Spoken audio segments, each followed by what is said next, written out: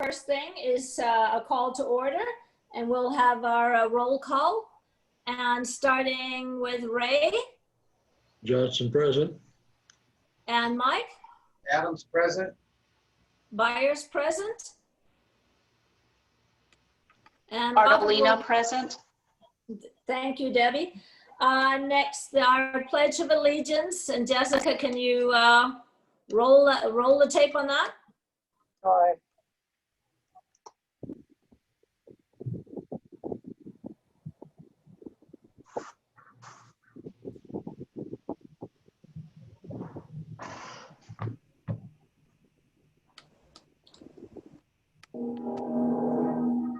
I pledge allegiance to the flag of the United States of America and to the republic for which it stands, one nation, under God, indivisible, with liberty and justice.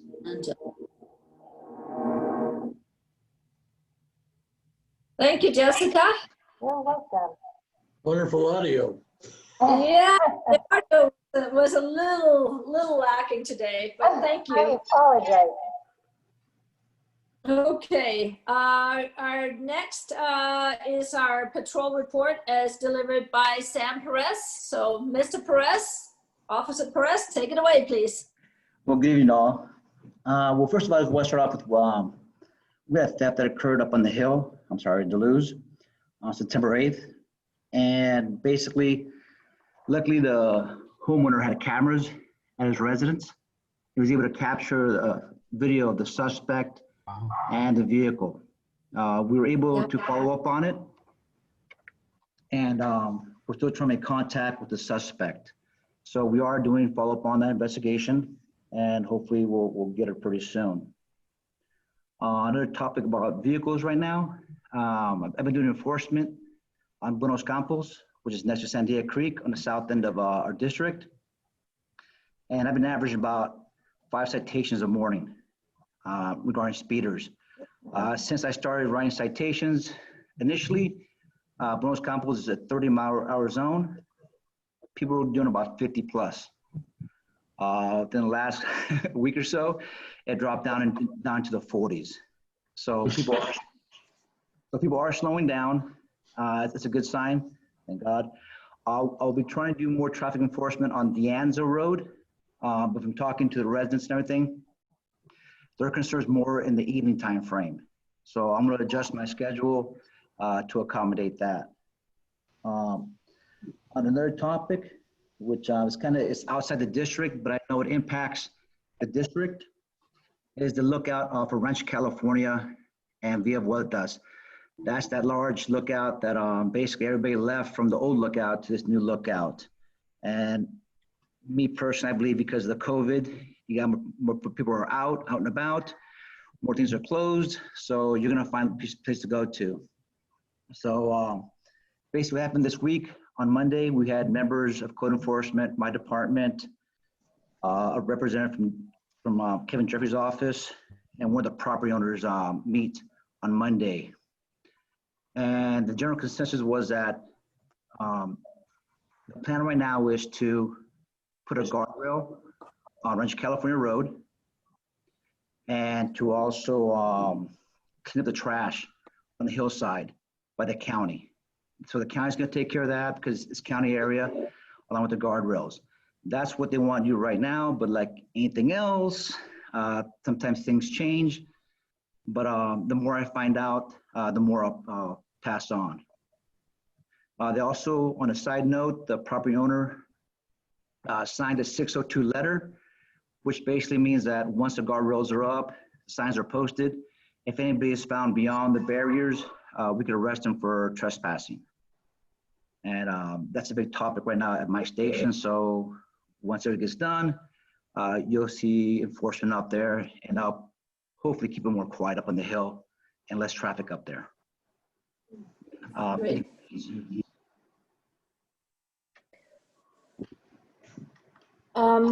Just a kind of a simple question, but the property owner signing a 602 letter. Why is it that you couldn't do arrest on private property up until the time that he has signed that?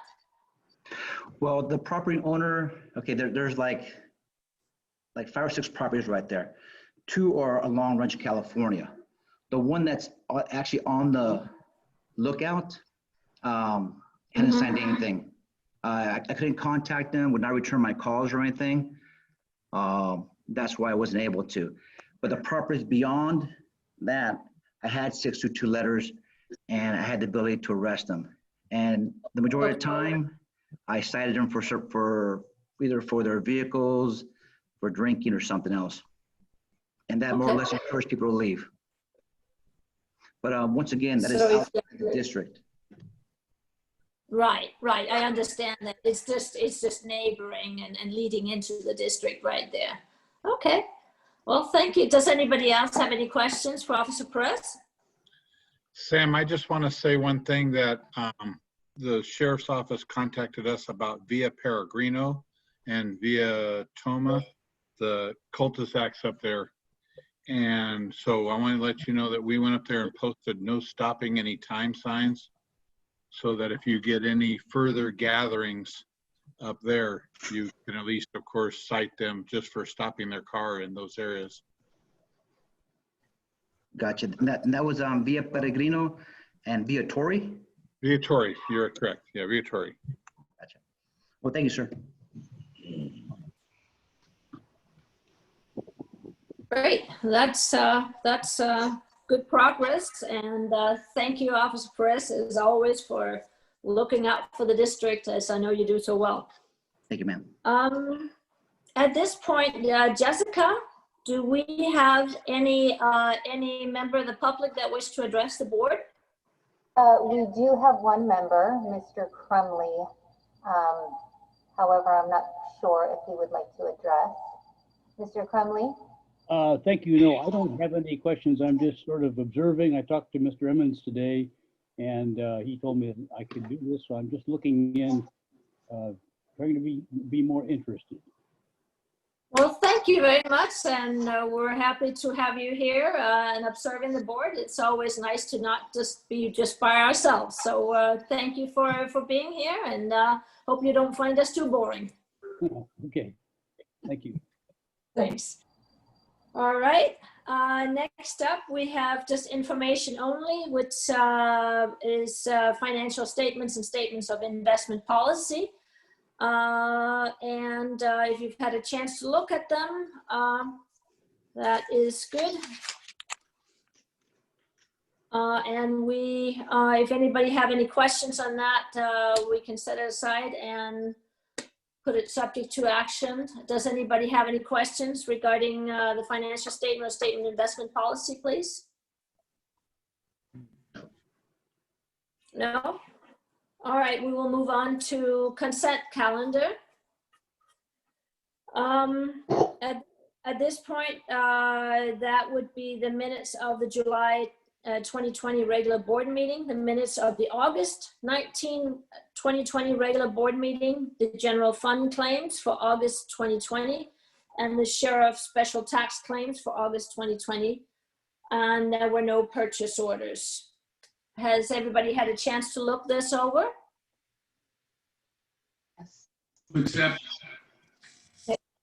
In which case, I would like to entertain a motion to move for acceptance. So move. And a Second. second, please. Second. Thank you. And all in favor, starting with Mr.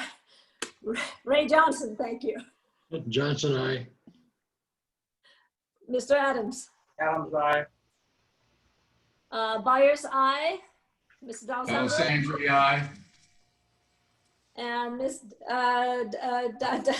sorry, Debbie Valentino. I'm That's sorry. okay. Ardolino, aye. I don't even know. Yeah, I'm sorry. I'm having senior moments here. Thank you. That moves us to the notice of conflict of interest code, item F. the adoption of the amended Conflict of Interest Code pursuant to the Political Reform Act of 1974, resolution number 2020-07. Mr. Emmons? The revised code is in your packet, and it was redlined by our attorney, so you can see what the changes are. This is something you see every 2 years. State law requires that every public agency review and update its conflict of interest code every other year. So this is the time that Riverside County does their updates. This year, the attorney, the law firm, there's been a lot of changes to the state law, so they brought everything up to compliance with the current law, the standards or whatever, and that's why all the red lines. We just updated our the positions, the employment positions that are required to file as you board members. It's the same form at the same time, and since every agency has different employee classifications, that's really what you're designating every 2 years. So we've changed the titles as appropriate, and with this addition, adopting this and making this a new code, we will send this to the county, who sends it on to the state, and we should be in compliance for the next 2 years. Okay. This Has requires everybody had a- adoption of a resolution? Thank you. Thank you, Mr. Emmons. Has everybody had a chance to read the report? Yes. Okay. Are there any questions to the adopting this code at this point? No? In which case, I'd like to have a motion to adopt this conflict of interest code. So move. And a second? Second. Thank you. All in favor indicate so by voting aye, starting with Mr. Johnson, Johnson, aye. Mr. Adams, Adams, aye. Byers, aye, Mr. D'Alessandro, Alessandri, aye. Mrs. Ardolino. Ardolino, aye. Thank you. So at this point, we have adopted the amended conflict of interest code, resolution number 2020-07. Thank you very much.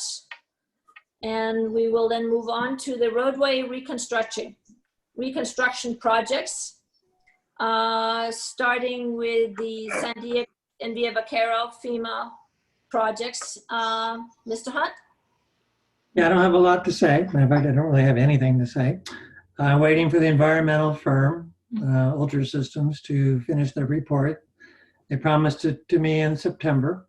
We're not done with September yet, so still waiting on that. So we don't really have any more about that. I can jump down to the Slurry Seal project. Okay. The contractor has been, awarded the project. With their backlog and stuff, they're going to start in mid-October. And that gives them plenty of time to get it done before Thanksgiving, and any concerns over air temperature and all that won't be an issue on that time frame. So that'll work out well. We're going to have some pre-construction meetings with staff and our inspector coming up in this time frame. We'll probably put a newsletter together and send it out to, something on your website or something, just kind of saying what's happening out there. It's always good to let people know what the limits are and stuff like that. So I'll work with Jim on that and just. Actually, the newsletter is being written starting tomorrow. It should be, and then that's one of the items. We know you wanted that info out, so Yeah. we're ready to roll on that. Okay, so that's being worked on. Let's see, Buena Vista. I'm also waiting on that environmental firm. They're said they would have that due at the end of this month also for theirs. And we'll get that one turned in and get going. So both of those are working. They're going slow, but in this climate with the pandemic and all kinds of excuses I'm getting, we're kind of stuck in the middle here with this one. So anyway, I'll have more in October. Sounds great. I have a question regarding this, the slurry seal projects at the various locations. When we are writing up information for our property owners in Duluth, do we include with that the estimated time of if there's road closures, you know, from what day to what day, so that they can kind of try and avoid these areas? I typically will get a schedule from the contractor, Okay. and we'll include that into Great. that along with the map, you know, that we're showing where we're going to be, Okay, so they can kind of see how that. Slurry seal goes pretty fast. I mean, it's only shut down for a brief moment, and okay, they kind of move from one block to another. They do half the street, and they move over. The next day, come back, do the other half. So it'll all kind of sink in there. We'll have Steve out there to make sure they don't create any huge issues, and we'll have my inspector out there who work closely with Steve. So great. guarantee all that. But we can, sometimes the contractor schedules are kind of loose, and we'll try and tie them down to a little bit better of a schedule. Yeah, I just thought it might be nice for people to know, because sometimes even though you are only working on half of the road, it still creates delay, especially at morning It and does. afternoon. And the more information we can give people, the better. Yeah, that's We'll have Steve involved with our contractor and our inspector and all that. So Great. he'll be my watchdog on traffic. I know he will. and a good one too. All right, well, thank you very much, Dave. Does anybody have any questions regarding the various projects that Dave is working on? I have one question. Okay. You know, I've been trying to get an answer about whether or not we're doing any crack fill, and you guys talked to me about the tack seal, tack coat. And so I investigated that, and I called All American South, the project guy and the estimator, and there is no crack fill in this pit. It's and the And tack, that's what I told you at the engineering committee. the tack coat, it's news to you? I told you that there was no going to be any crack seal in the project at the meeting. I told you why. There's not going to be any crack seal? No, I told you there with this type of slurry seal we're using, that any cracks like 1/8 of an inch to 3/8 of an inch will get filled in with this slurry seal. You don't need that.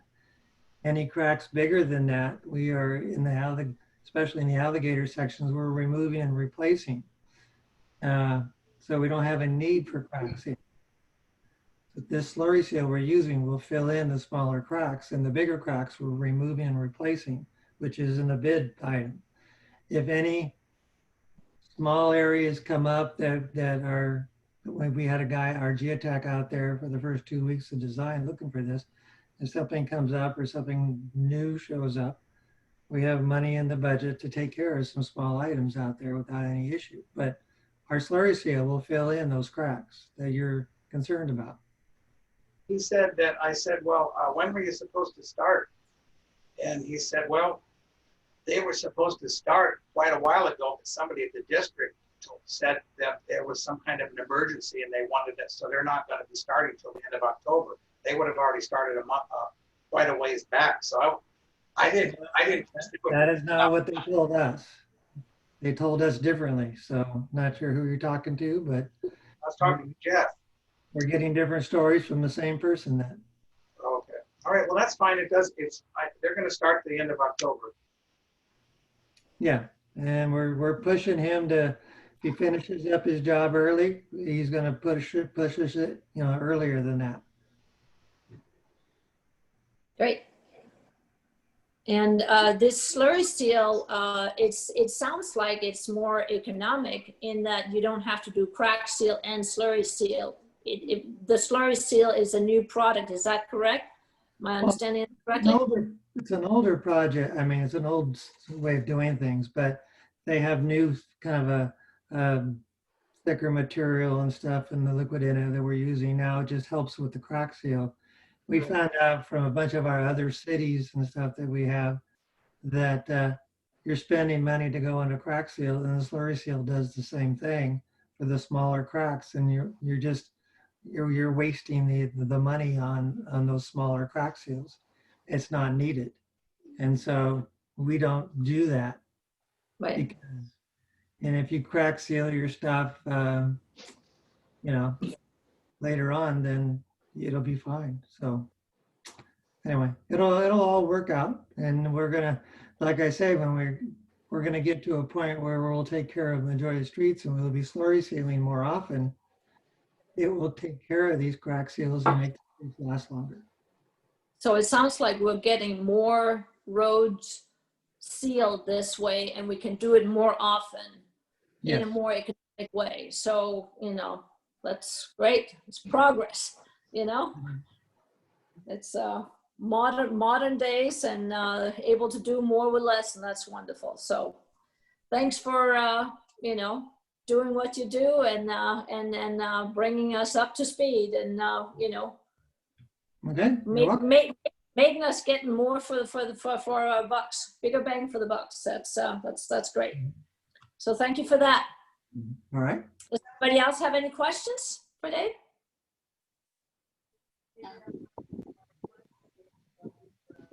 Doesn't sound like it. We will move on to traffic safety report by our super duper traffic engineer, Mr. Steve Liebring. Well, tonight we have a PowerPoint for you. All right. So we're going to do something a little different.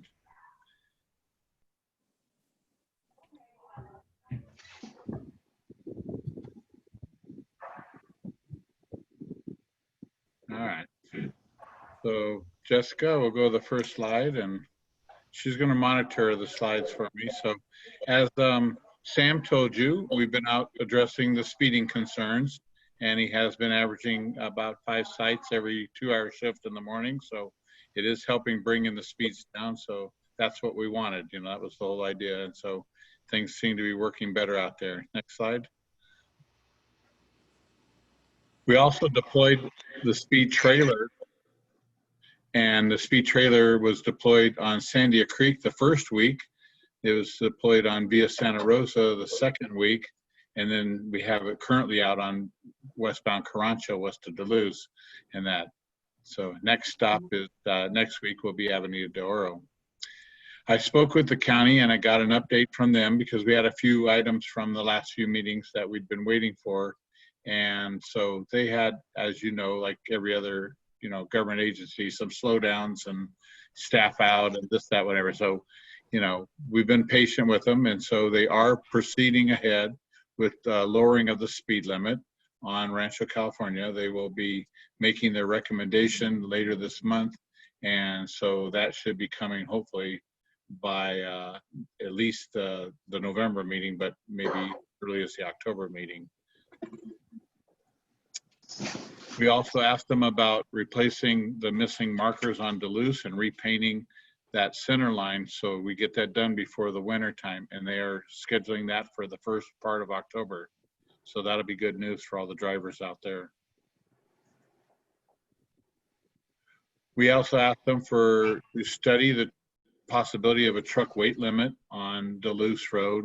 Their county council is opposed to doing that. They're not structured the same way that cities and districts are. And so they aren't gonna just restrict a road like that. But they will do is if San Diego County restricts their section, they'll put up the corresponding signs at Rancho Cal and other places to say that there's a 7-ton limit ahead, And finally, we asked them to post that for our Sandia Creek. They have ordered those signs. They're custom made, and they'll be installed in 4 to 6 weeks. That takes care of the county update.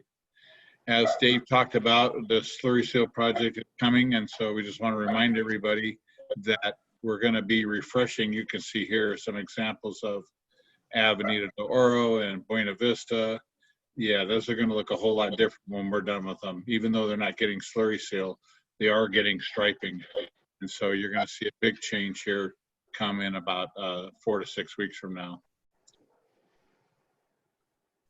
And as we also talked about earlier, we're putting out the newsletter. And so we'll talk about things like the annual striping contract and the other things that we're doing in the next presentation, the maintenance update. But just to remind everybody about the better pricing that we got and how this is going to provide better guidance the winter and what the schedules will be going forward and stuff like that. So get that information out to the community. We came up with a new idea. We're hoping that you guys have a chance to go out and take a look at it if you haven't already. But we have 5 guardrails out on Carancho, west of Via Tortuga.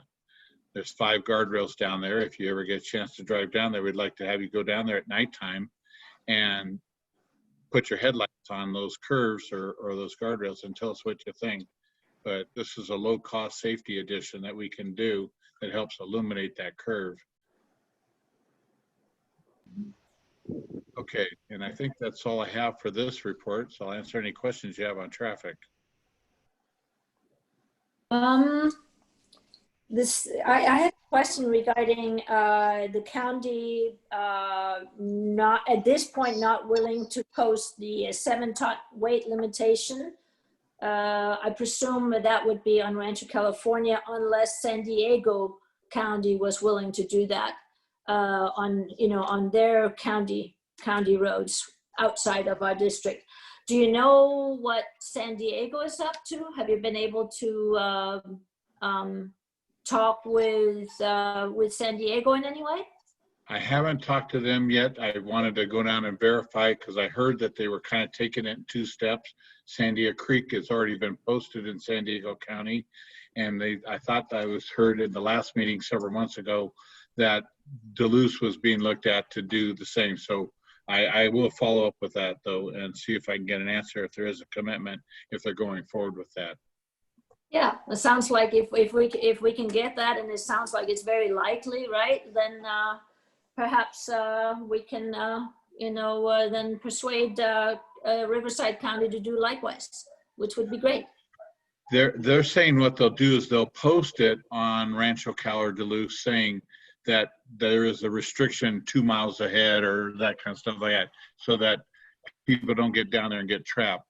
But right. Their county council says they're not able to restrict streets like Duluth or other streets like that in the county. They can restrict residential streets, trucks cutting through a residential zone or something like that. But a street like this, they don't do that. So they said they're not like a city that does that. So they won't be doing that. But at least if we could tell people at Rancho Cal or Los Gatos or other key places coming into the Duluth area that if you continue this way, both routes are restricted, then essentially what you've done is you've kind of got the restriction by default, Yeah. Okay. Well, great. Again, welcome on board as a bona fide member of the staff now. We really appreciate having you here, and it sounds like you're making great progress. Well, I got a report for you. So if we go to the next slide, I'll continue with my maintenance report.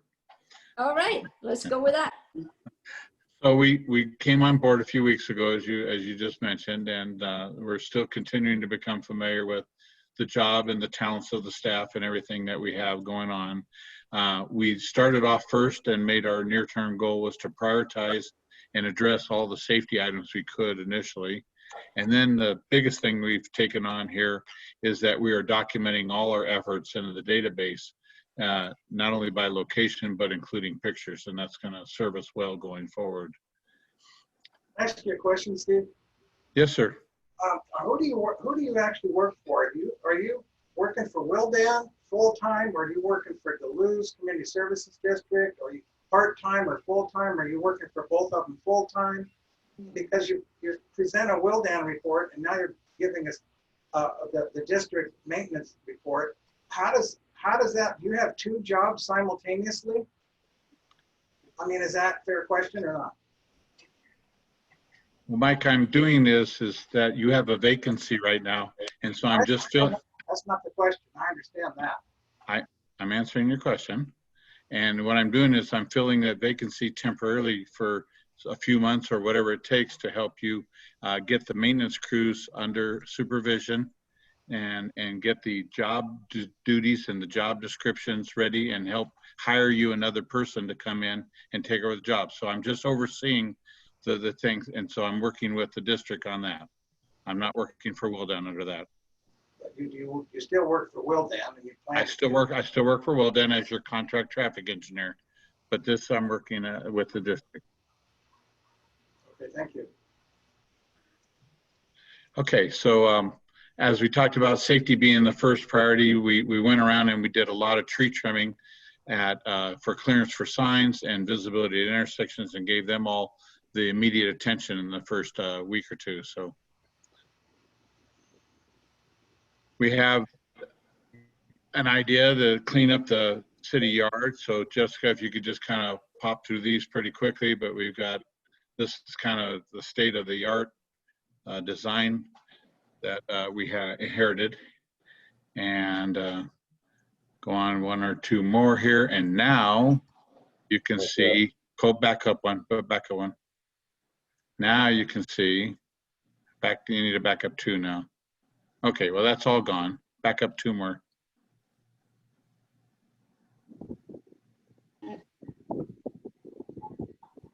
Anyway, tires, trailers, parts, logs, scrap wood's all gone. If you could, can you hit the reverse button and just go back 2 slides?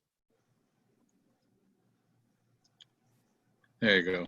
We got rid of 34 tires that were hanging out.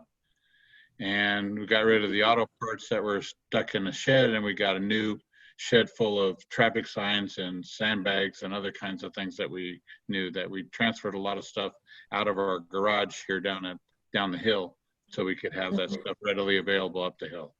Okay, now we can go ahead and advance back to where we were. Thank you. One more time. And finally,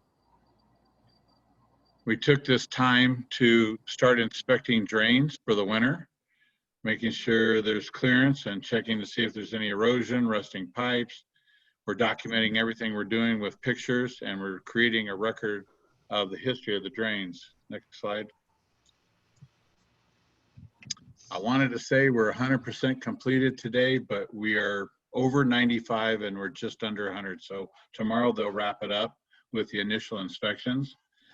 We've already gone through, I've already gone through and helped them prioritize which ones we're going to start with on corrective measures. And now we can start addressing these issues well before the weather change in hopes that we can keep drains from flooding or plugging or causing any sort of disruption to the circulation system. And that completes my report.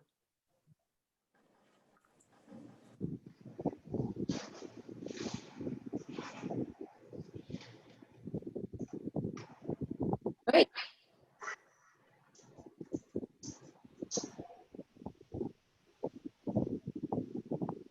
That is excellent. I was just taking notes with that. So, Steve, you're saying you've inspected 95% and completing tomorrow all the drains in order to make sure that they're clear for the upcoming winter and documenting that with pictures. Does that also mean that you're inspecting them for rust and general corrosion, aside from the ones that we've already been working on for all the FEMA repairs? Yes, that's part of the inspection process, and I have a list of about 45 or 50 that are rusting and various degrees of rust. And so I'll be forwarding that information to Dave and asking for their expert advice to go down and check these things out and say, all right, this one is rusted, but it's not that bad. You got several years more use out of it, or no, this one is definitely, bad and needs to be replaced on the next chance we can, and that kind of stuff like that. So that's the whole idea, get those out first. There's a lot of remedial cleaning that can be done too. Some of the drains just have some trash or boxes or some weed growth or something that's blocking an entrance or an outlet. So we can go in and start addressing those well before the rain, so to make sure the drains flood through and clear without having anything slowing them down and clogging them up. And then there's some that fall into more of the category where quite a bit of silt has washed into them. So we're going to have to take measures and look at ways to flush that silt out or vacuum that silt out and stuff like that. So we're going to try to get as much of this done as we can here, like I said, in the next few months, so that when the rains hit, then we're not sitting there saying, "Boy, I wish we'd have taken that one on sooner," that kind of thing. So, are you in previous years? Do you know if this was part of the regular maintenance program that was performed by our maintenance staff, as far as you can tell? I think there were inspections that were conducted, that, and then there were projects over the years that were done to try to repair those drains and stuff like that. But I don't know that was necessarily done on a district-wide basis. There's 700 drains, and I'm guessing more that maybe, because of their knowledge of the roads, they knew which 10 or 20 they wanted to address maybe one year. But we wanted to start fresh with a database and say, let's build a database of all 700 of them and get that started. So every time we go out and do a cleaning, we will document it with pictures. Every time we go out and do an inspection, we'll document it with pictures. We'll have before, we'll have after, everything that Dave and others need to, fight a FEMA case if we're trying to get reimbursed for something like that. We'll just document. It sounds like what we're doing is a very methodical whole district inventory of our drains and the status of them, and then getting going on addressing that. And I would imagine that is really going to help us going forward with any FEMA claims that we have. Exactly, that's the best way to describe it. That's awesome. And more importantly, not just for the FEMA claims, but let's see if we can prevent some of this stuff so we don't have to put in FEMA claims. So it's absolutely. Two things. Yeah, oh, that's great. Well, it sounds like you're making great strides, Steve, and I'm really happy that you're moving forward with this project and looking forward to seeing what else you're going to come up with. All right, thank you. Thank you. Does anybody else have any questions for Steve at this point? No? All right. At this point, we'll move on to item I, the committee reports. And the first one is our engineering committee report. And Mike, if you can update on us what's been going on at the engineering committee report this month. Well, as normal, we met on Tuesday, September 8th. Everybody was there, but Jim was unable to attend because I hope is your wife doing better, Jim? Doing great, yeah. Great. No cancer. Glad of that. We didn't have much to say other than what all our Dave Hunt's already said. We went over the roadway reconstruction, we went over the slurry seal, we went over going to Vista, just not much to say about a lot of that. Traffic issues, we saw a slide project, we saw the slide show from Steve, and that was about it. So it was kind of a short and quick meeting. And Ray, do you want to add anything to that? No. Okay. You or no? Ray? No, Ray, did you have anything you wanted to say about the engineering committee? No, I don't need to add anything, I don't think. Okay. Yeah, well, that concludes my report. all right. Well, thank you very much, Mike. Let's move on to the finance committee report. Mr. D'Alessandro, Robert? Thank you very much. We met yesterday and we went over the August claims. We also reviewed the purchasing and contracting policy and procedure guide. which is in development. We had some suggestions that's still in development, and I think there's a reasonable likelihood that that will be presented to the board at the next meeting. Certainly, if not the next meeting, the one after that, but I think it should be on the agenda, probably will be on the agenda for the next meeting, and then we'll have a chance to review it at that time. We also had a report from Teresa that the audit is proceeding on time, that there'll be a visit by the auditor in September, and that we should expect their report sometime after that. But this year it will be on time and should be presented to the board on time. So we're very happy about that.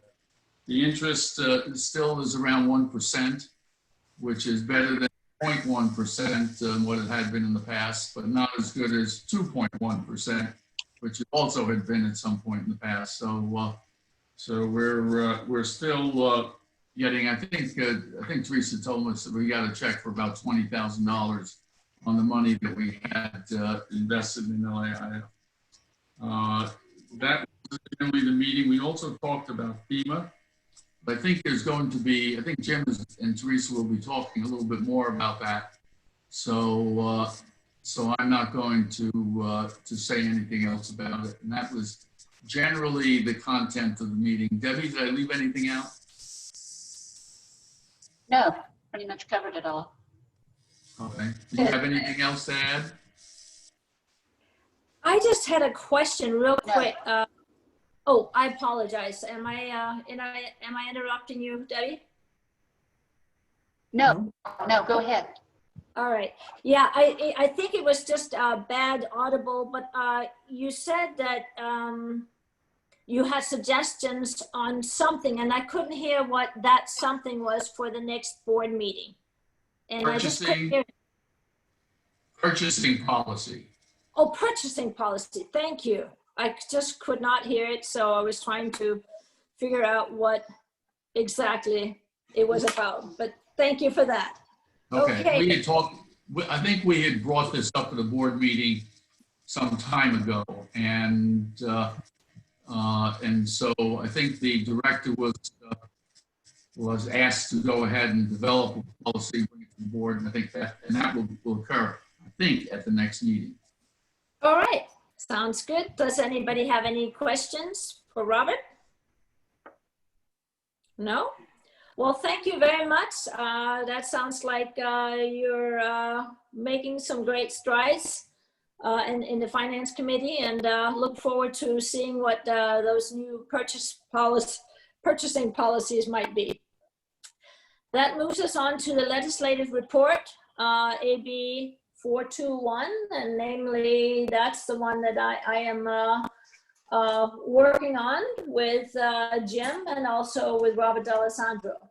Not a lot of new things have happened. We are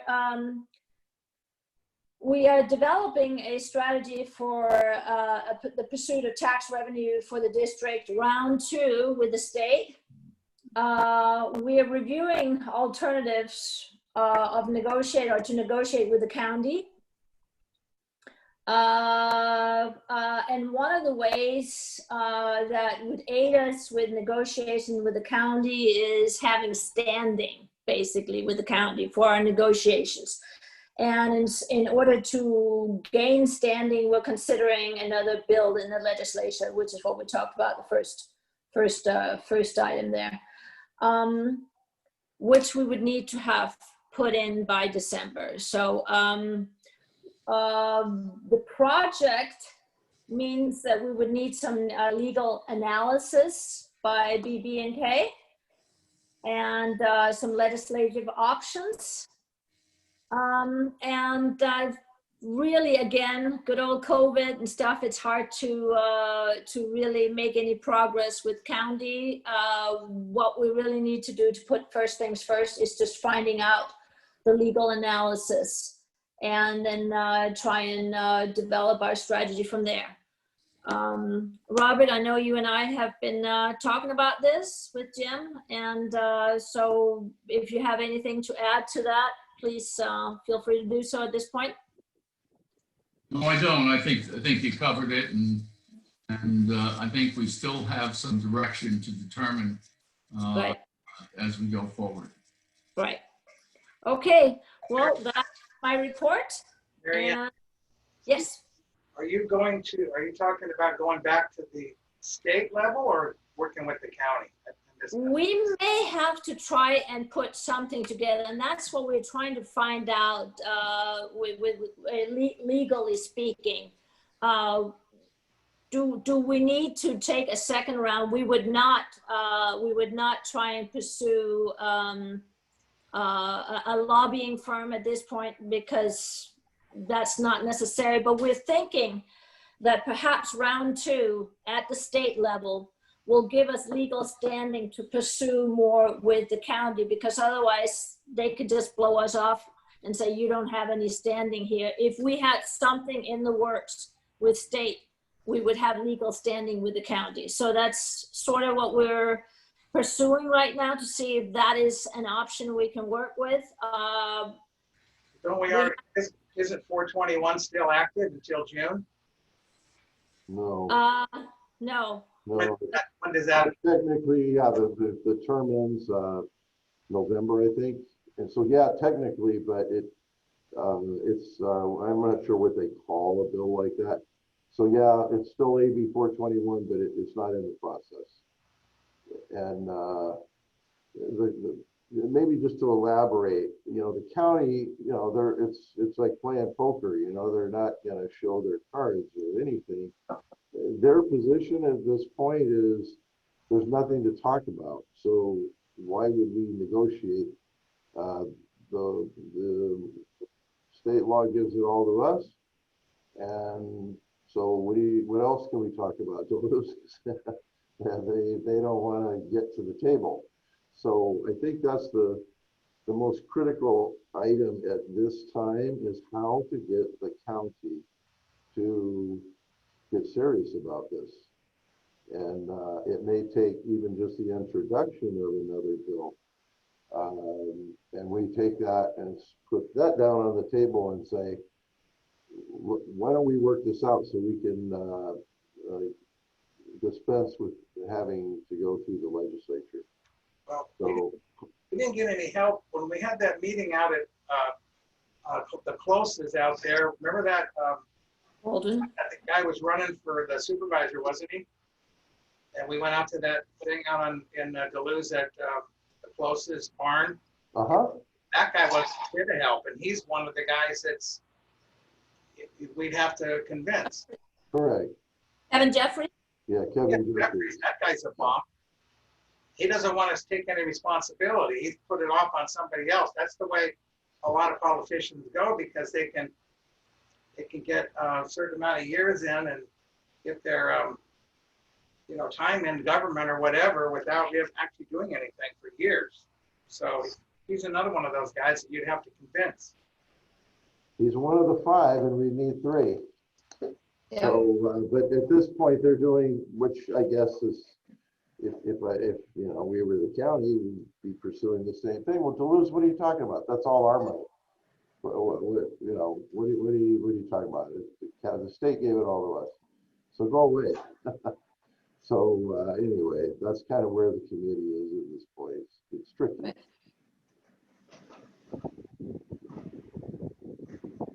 Any other questions at this point?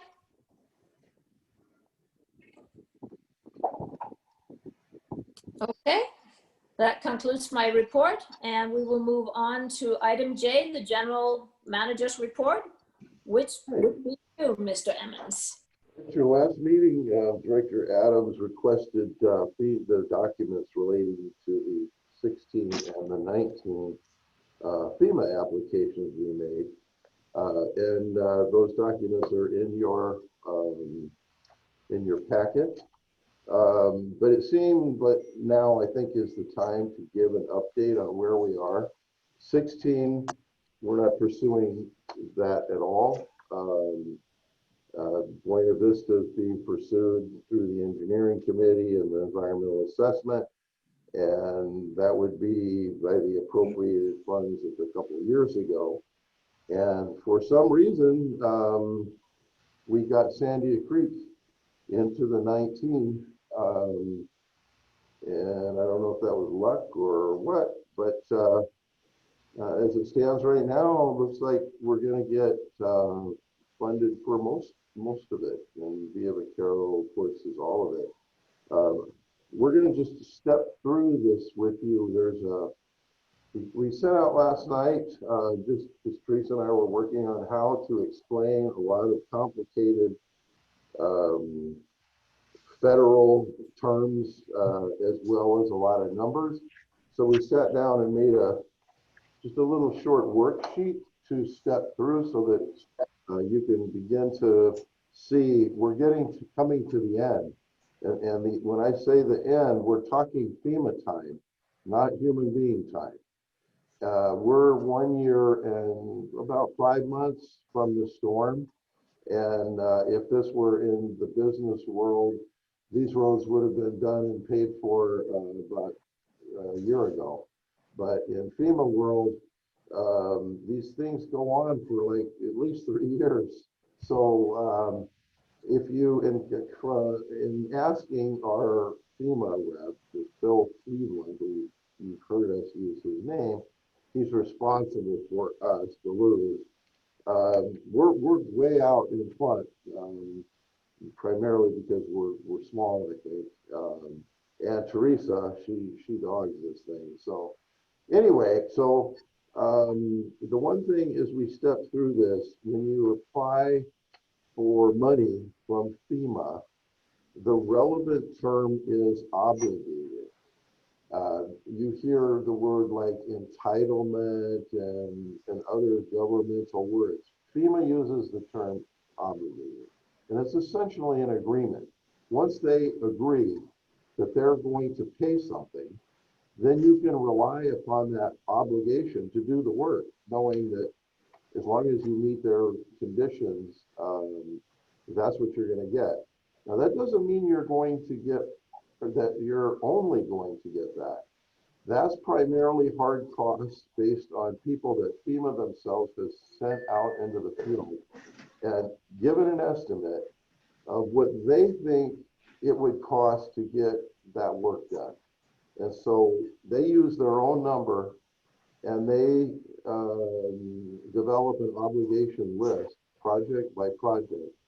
And essentially, if you can prove that you did the work, that's the money you get.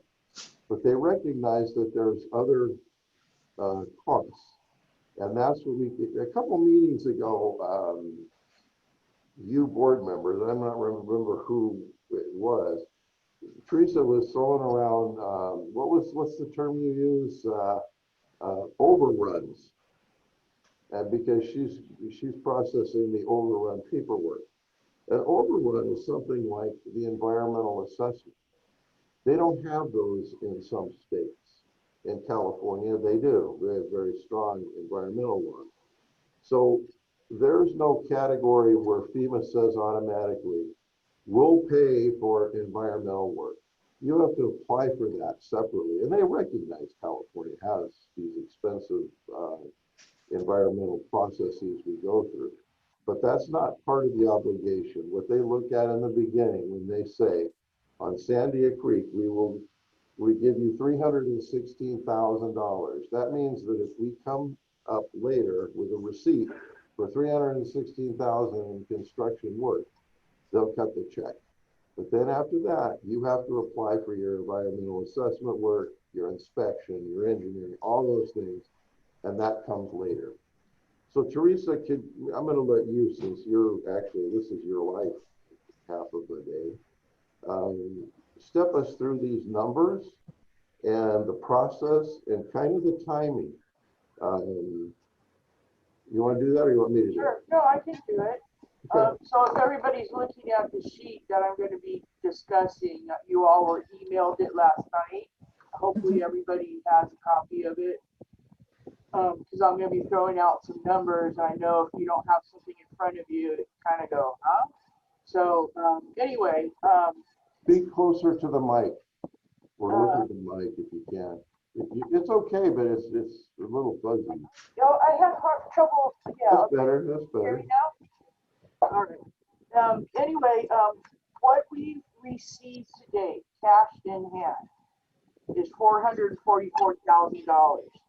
And those are all what they consider small projects. There's a threshold in FEMA, I believe it's 142,000. Any projects that are under that are considered small projects. Anything over that are considered large projects. So we received 444,000 on small projects. And Because small projects, they pay up front. Okay, they pay it based on the estimate, but only small projects, right, Teresa? right, so they pay those in advance. So that's why we have gotten, and that is all of our obligated small project money has all been paid to us. Okay, so now I'm moving on to the second line item. We have some large projects that we're trying to close out right now. And those large projects are FEMA grouped a bunch of damaged sites together because of their location and considered those large projects because they're over the threshold. So we have 3 of those. That is, there are a lot of damaged sites, but there's 3 large projects that are 100% complete. They've been audited. I mean, they've been completed. And right now we're working with FEMA to close those 3 projects out. And the obligation on that is $731,000 for those 3 projects. Now, That's going to be completed. Basically, we will have completed the closeout process on those 3 when approximately? That's in your field here. well, I think within the next month, we'll be done with the back and forth and getting them what they need, and then FEMA will do their thing.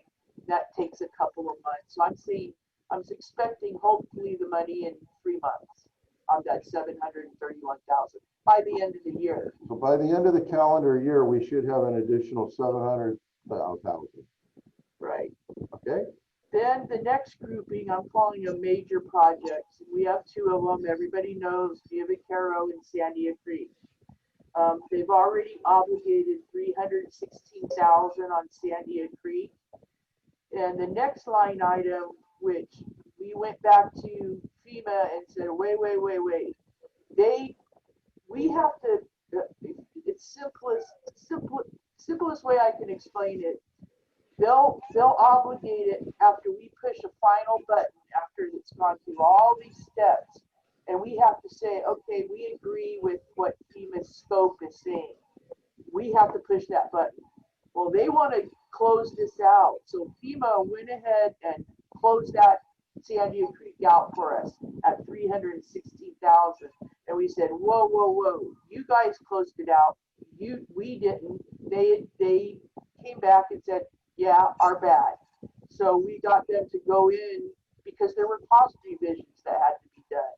So we got them, we're waiting on it, the approval any day now, an additional $300,000 for Sandia Creek. So that will be $616,000 for Sandia Creek that will be hopefully obligated, certainly by the middle of next week, hopefully. And then they've already obligated $361,000 for Via Vaquero. The next group is they've already went ahead and obligated our CAT-Z work, which is all our admin time, my time, Jim's time, everybody that works here, staff time. And what that can be is it is 5% of what FEMA has, your total obligation is. So they've obligated $94,000 basically in admin fees for us, already in there, already obligated. So put all those things together, and that comes to $2.246 million. So that's where we're at right now. Now, as Jim was saying, we're going to have to go back and all our soft costs. That's what they call them, soft costs. Environmental, legal, inspection, design, mobilization. All those costs are even going to be on top of what up to 2.246 million. And we're going to have to go back and probably appeal, and that's going to be a longer process. And so that's where we are with those things. It's a lot of paperwork. It's a lot of back and forth and approval, deny, approve, deny. It just works. So that's a longer term issue that we're going to be working with the next year, maybe 2 years. And then if you look at the bottom of the little update that I did, I just tried to give a little picture of, in comparison, how large this FEMA is and comparing to past FEMAs. So we've got a 2004, 5, 10, 2017, and 2019 FEMA. So this is by far the largest FEMA that we've ever done. I mean, we had a big one back in 2005, 1.5 million, but not near this many projects. So we're getting a lot of work done. We got a lot of work done.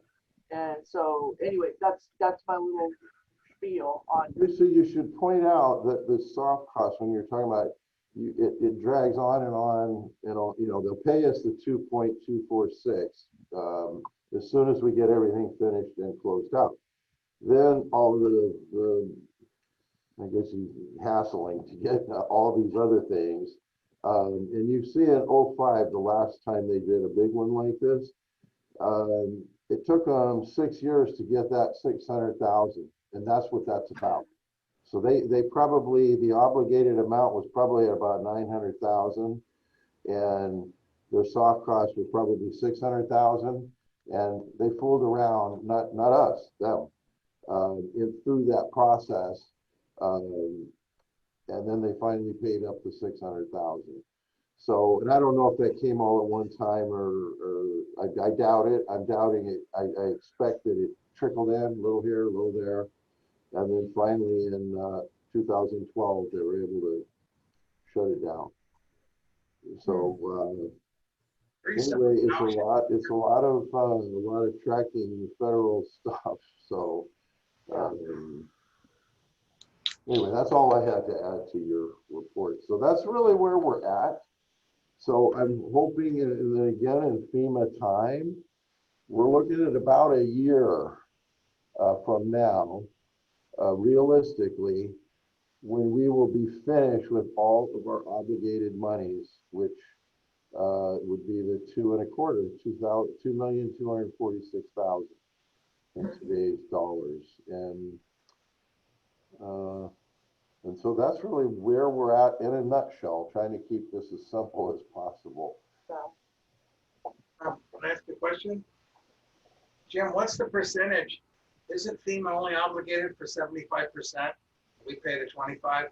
Yeah. Now, Teresa, if we back those numbers out, well, the state is 12 or 17, FEMA is 75. So our total cost is 7%, but the soft costs, we've already paid that, so that will write that against these soft costs. So essentially, I think, Teresa, that 2.2 is what we'll get from both the state and the federal, correct? Correct. What it is the federal pays 75%. State pays 25%. They'll deduct 7% of that 25% we pay. Feds pay us everything. The state pays their 25%, but they'll say, okay, out of this 25% we're paying you, we're going to deduct 7% of that. You guys pay that. So it's a smaller number, but yeah, that's basically how it works. Okay. If I may have a question, so the soft costs could theoretically, if I understand you right, could take 5 to 6 years to recuperate, and they would probably be in drips and drabs. Is that about correct? There's no answer to it. Perhaps Governor Newsom can fill us in. Right. Because it's a state agency Yeah. and they get the money, you know, from the feds. So the money, the stuff that Teresa's been putting in the FEMA portal, chances are the state may already have that money. I don't know. Because they hold the purse. Right. And so that's why the obligation, that's when you know, when you get it obligated. And Sandy Creek, that 316, so that was the last obligation we got, right? Right. Like just a few months ago. We did Yeah. not know if we were gonna get anything on Sandy Creek. So what you do is you collect all these obligations because it's pretty much a guarantee. You're gonna get that for sure. State can't mess around with it or doesn't mess around with it. But when you exceed that, then you're kind of at the mercy of the state. So I'm Gotcha. hoping not 6 years, but then the state's got a lot of, OES has got a major mess going with every year, you know, fires and Paradise and now COVID. And this is the same pot that we're asking for money from, so. I have a question for Teresa. Can you hear me, Teresa? Yeah. You were here in 2012. What was the amount of money that we came in? Was it that we get a check for almost 500,000? It was like, One lump sum? yeah, it was, that one was, we got two Didn't checks, know, 550, and then we got a and Jim didn't know, so why don't you pull him in that we got all that money at once? So then you're looking at 6 years, I guess, if they. But we didn't collect it till 6 years Yeah. after, I think is what he's saying, Jim, with that. Part of the, Yeah, it's not. Jim, the other side of that coin that you forgot to point out was that we had the roads fixed while we were waiting for the money. We weren't waiting for the money to fix the roads. Well, our roads are done. Yeah, we had the roads fixed and we used our money and we waited to get the money from FEMA. Nowadays, you're waiting, we have 7 million in the bank. You don't fix any roads for 3 years. You want to take a survey of what the residents are, what's going on out there with the residents. I'm going to tell you right now, they're not happy. I mean, and I pay a benefit fee. You got my benefit fees sitting in your bank account earning interest and nobody's fixing the roads. We should have fixed the roads and worried about this later. So what have we been doing? I'm sorry, Mr. Adams, what have you been doing? Why don't you go out and talk to some of the residents? I'm sure some of them. No, I want to understand from you, Mr. Adams, what roads have we not fixed? I thought you're the engineering committee. We've done 56 projects, Mr. Adams. Where have you been? Yeah, those are all little projects. We don't have Sandia Creek or Buena Vista fixed, do we? We fixed Via Vaquero. That's a temporary fix. I went out and looked at that. That's going to be. And how quickly did we get that done, Mr. Adams? What's that? How quickly did that get fixed, Mr. Adams? What? Via Vaquero? Yes. Oh, we had to do that. We got it done, didn't we? Yeah, we got two. On time. You're getting the quickest FEMA job you've ever had, Mr. Adams. And you've been here 16 years. And you know how quickly this has gone. And how much we've gotten of projects that were here when I got here, but just happened to get on the FEMA list. And I don't know, I guess nobody's told them that, but I guess we could. Well, I don't know. I guess if you count Sandia Creek 2017 and Sandia Creek 2019 and Buena Vista 2017, if you count those as fixing roads, you know. Well, I don't know. Sandia Creek was, I mean, Buena Vista was a big hole in the ground when I got here. Mm-hmm. Yeah, well, and we've been tied up with environmental. Well, I don't want to argue about it. I'm just saying the residents that pay their benefit fees are not happy with, you try to explain it to them. I'm not going to explain it to them. Okay, that would be good, actually. Why don't you have those individuals get in touch with Jim then? Well, they have. Ask him who's called. Every person I talked to is called Jim.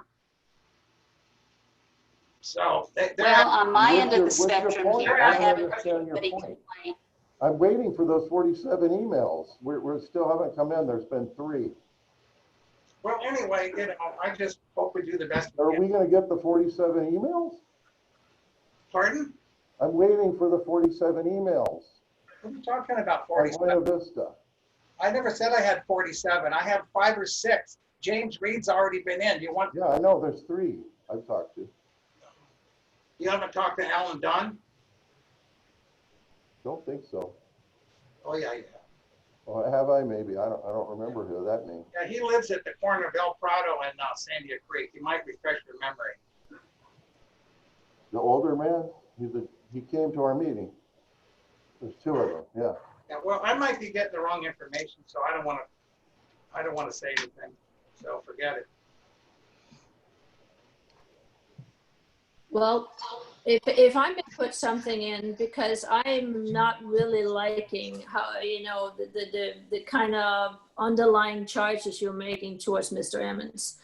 And as far as I know, from Stating a fact that we haven't fixed any of the major roads in 3 years. That's all I'm saying.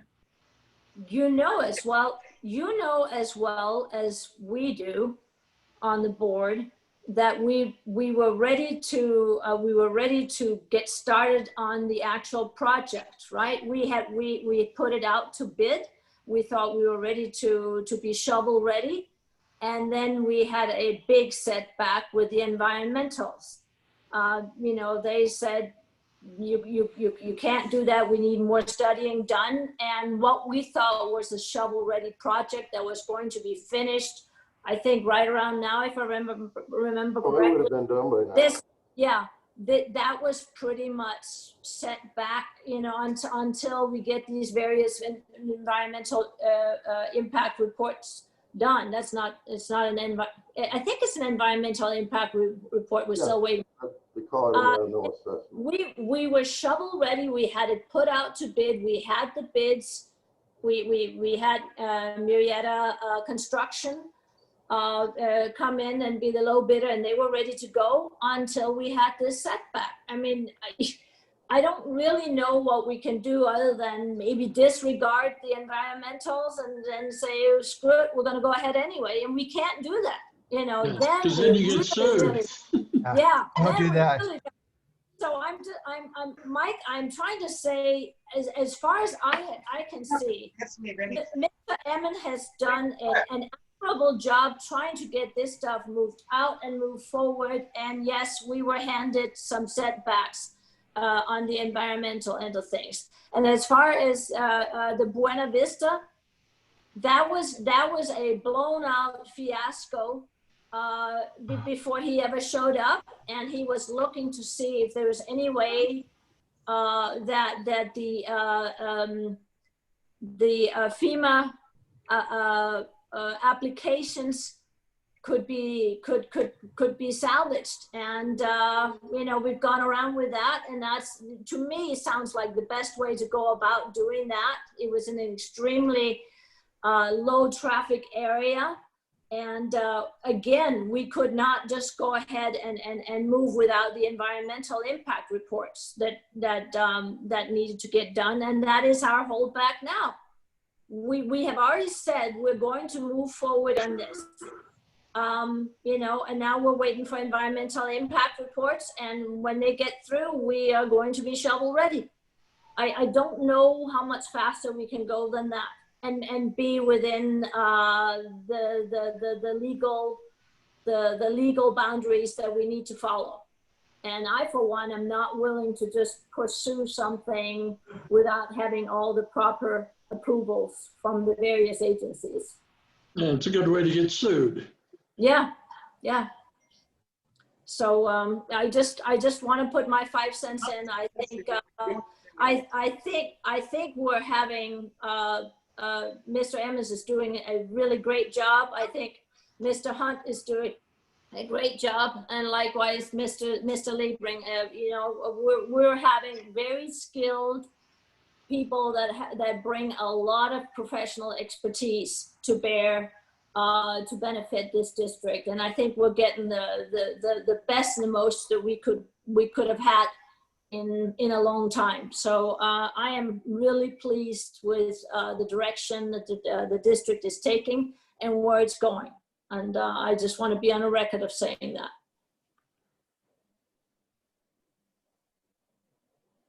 Thank you, Mary Ann. I concur. Thank you very much. You're welcome. Okay. At this point, the general manager's report, do you have anything else you want to add to your report at this point? Complete. Jim? No, I'm fine. Okay, and do we have anybody else that needs to offer or would like to offer a comment at this point?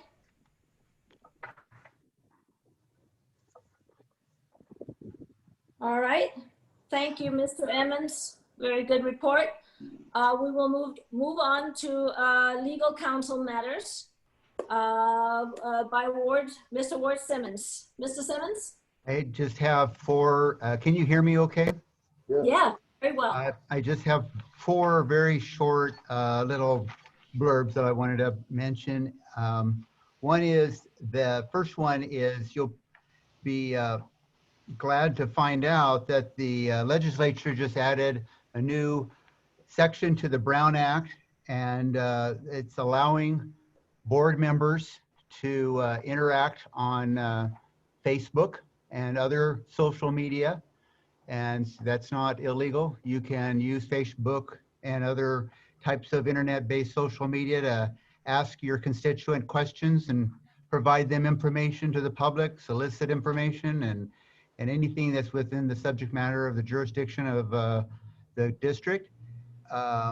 One of the things that's interesting about this legislation is maybe what the legislature is saying that you can't do, and that is you can't discuss among yourselves on Facebook. One thing that caught my attention, especially about this law, is that you can't even, if say for instance, one of the board members posts something about something within the jurisdiction of the district and says like, I would like to have Carancho Road paved.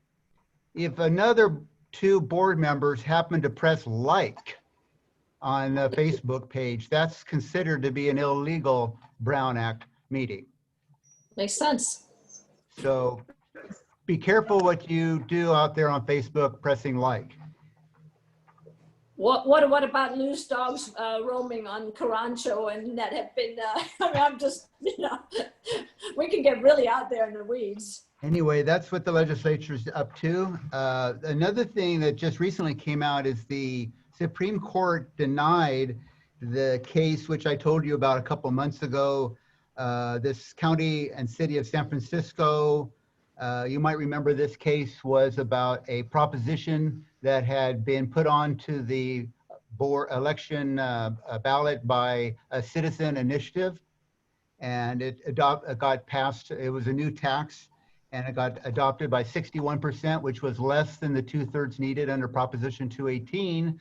The appellate court upheld it and said that the initiative process was not bound by Proposition 218, so that initiative ballots can be adopted to adopt new taxes for 51% of the vote. It went up to the Supreme Court of California, and they decided not to hear the case, which means that case will continue to be good law until something else comes along, maybe another appellate court. It's potential. Evidently, there are some other cases out there working their way through the court system, but for now, they're saying that that is the law, that Proposition 218 does, even though it applies to local districts, if you were to put something on the ballot, you'd have to have a new tax adopted by 2/3 vote, but not the initiative process.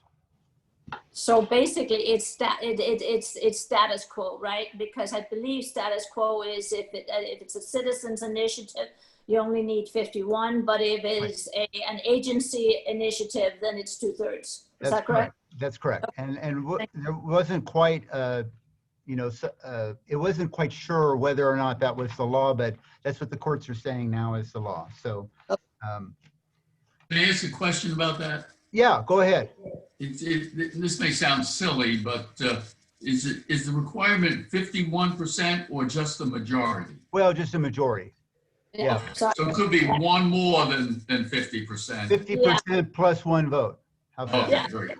Sorry. That's what I meant, not 51%. I thought so, but I'm sorry that, to bring that up, but I just wanted to clarify that. Thank you. Yeah. Thank you for doing that. The other thing is we're beginning to look into insurance coverage on this accident that happened out on Los Gatos Road. We're not, the insurance evidently is initially saying that they're not covering it. So we've gotten some of our insurance attorneys on board to look into it and make sure that it's covered. We're probably going to be making a claim under the district's property insurance coverage here with the firm is called Alliant, and then working with them to go after either the driver of the truck who caused the spill or the company, or probably both, you know, the company that that owned the material at the time.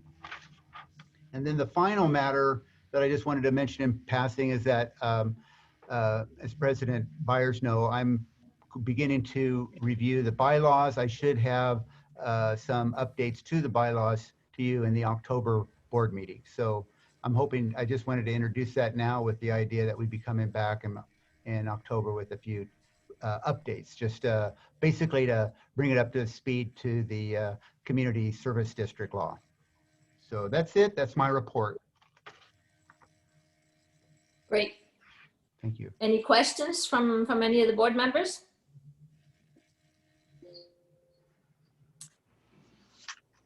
Nope. Can't hear a pin drop. Sounds like we have. So at this point, there being no further items that we need to discuss from anybody, I would like to adjourn the meeting. Thank you very much for tonight. For coming, Dr. Crumley. It's a pleasure being with you guys. Thank you. Good evening. Thank you for putting up with me. Thank you.